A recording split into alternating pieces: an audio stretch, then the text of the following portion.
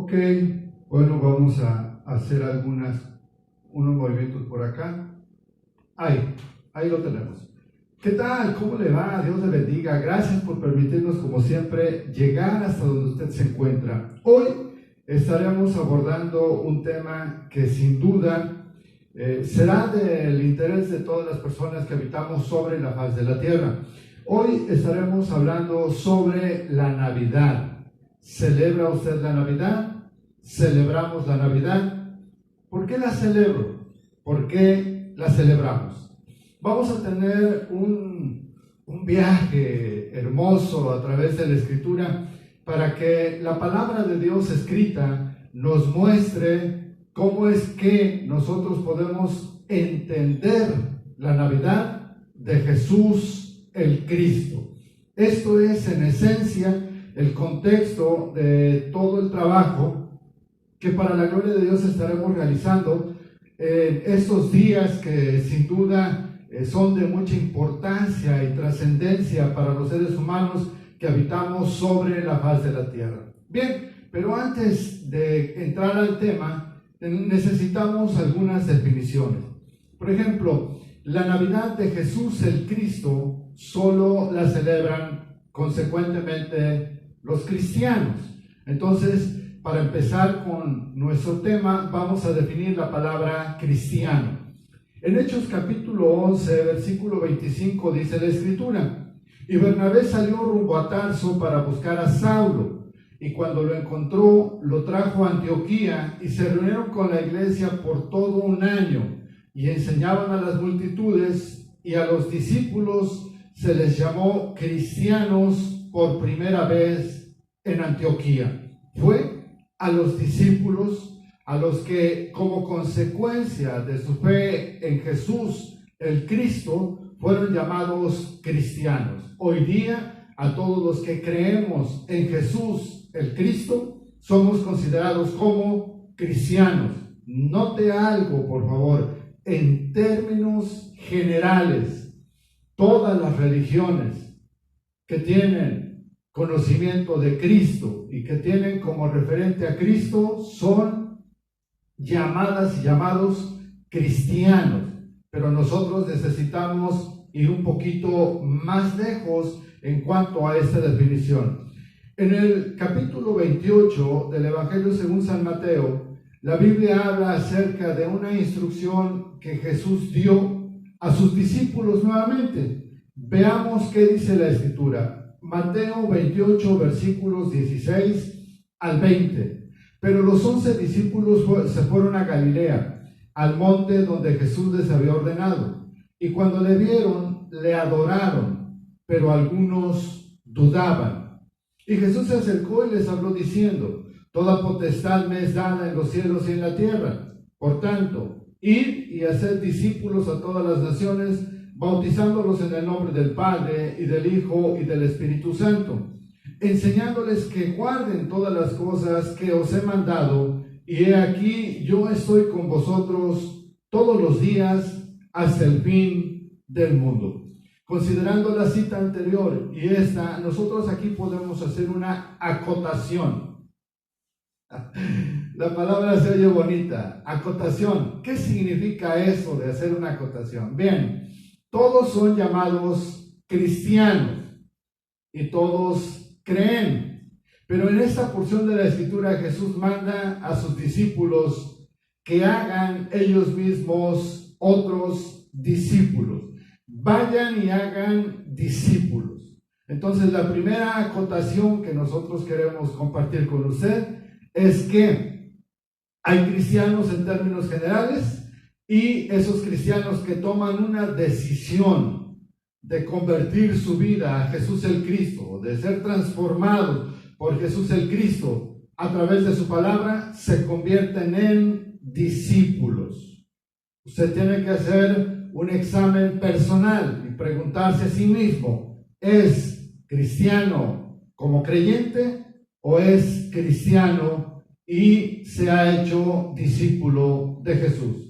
Como un discípulo necesita un maestro, entonces nosotros tenemos que preguntarle a Dios quién es el maestro de los discípulos que él mismo mandó a levantar? La Biblia tiene la respuesta. Juan capítulo número 13, versículo número 13. Vosotros, otra vez refiriéndose a sus discípulos, vosotros me llamáis maestro y señor, y decís bien, porque lo soy. Pues si yo, el Señor y el Maestro, he lavado vuestros pies, vosotros también debéis lavaros los pies los unos a los otros. Porque ejemplo os he dado, para que como yo os he hecho, vosotros también hagáis. De cierto os digo, el siervo no es mayor que su Señor, ni el enviado es mayor que el que le envió. Si sabéis estas cosas, bienaventurados seréis si las hicieras. Ok, ya tenemos cristianos, ya tenemos discípulos y ya tenemos un solo maestro. Voy a ser enfático en esto. Los discípulos de Jesús tienen un solo maestro, que es Jesús, el Cristo, el Mesías, el Cordero de Dios que quita el pecado del mundo, el Alfa y la Omega. Usted tiene que tomar una decisión en su vida y preguntarse, a ver, ¿soy creyente? ¿Soy cristiano? ¿Ya di este paso de fe, de confianza, de trascendencia en mi vida? Y me he convertido en discípulo. Y como soy discípulo ahora, entonces mi maestro se llama Jesús. Y el último versículo, como para sellar este comentario que acabo de hacer, de Juan capítulo 13, en el verso 17, dice: si sabéis estas cosas, bienaventurados seréis si las hiciereis. Llegamos a Jesús, el Maestro, el Verbo, la palabra, las instrucciones para el discípulo, para el cristiano, para el creyente, para el no creyente, para ti y para mí. Aún si eres ateo, no hay un mundo aparte para ti, fuera de ese que ha sido creado por Dios. En Juan capítulo 1, versículo número 1, dice la Escritura: en el principio era el Verbo, y el Verbo estaba con Dios, y el Verbo era Dios. Todas las cosas por Él fueron hechas, y nada de lo que ha sido hecho fuera de Él fue hecho. Dios, a través de su palabra, hizo todas las cosas. En el contexto de Génesis dice la Escritura: hágase la luz, y la luz fue hecha a la voz y a la palabra que salía de la boca de Dios. Jesús es el Verbo, Jesús es la palabra. Entonces, si Jesús es el Verbo, si Jesús es la palabra, como creyente, como cristiano, como discípulo, tenemos a un maestro, se llama Jesús. Y todo lo que usted y yo debemos, sí, con esa expresión, no es una expresión malintencionada, es una expresión que define nuestra condición de discípulo y de creyente. Debemos escuchar la palabra de Dios, debemos leer la palabra de Dios, debemos seguir las instrucciones de Dios a través de la palabra, porque nos encontramos en la definición personal. Tiene que ser una definición personal de creyente, de cristiano, de discípulo. No hay otra fuente para nosotros que no sea la palabra de Dios escrita. Teniendo como fuente la palabra de Dios escrita, usted no cometerá errores ni seguirá por caminos o por senderos que parecen rectos, que parecen buenos, que parecen nobles, que parece que son como que este es el correcto. Bueno, usted se va a encontrar en la vida muchos caminos que parecen ser buenos a los ojos de los hombres, pero a los ojos de Dios no son así. Así es que sigamos pues entonces las instrucciones de Dios a través de la palabra, dicho de otra manera, a través de Jesús. Dicho lo anterior, celebremos la Navidad. Sí, ahora necesitamos nosotros preguntarnos, ¿qué Navidad? Porque en el contexto humano, desde el punto de vista astronómico, en diciembre se celebra el solsticio de invierno. Esto es el nacimiento del sol. Ese fue el contexto que utilizaron las religiones que han vivido o las religiones que han estado en el mundo desde siempre. Desde siempre hay religiones, desde siempre ha habido religiones y muchas de ellas celebran justamente al sol porque lo tienen como Dios. Y en el solsticio de invierno ellos celebran el nacimiento del sol. Esto ocurre en el mes de diciembre.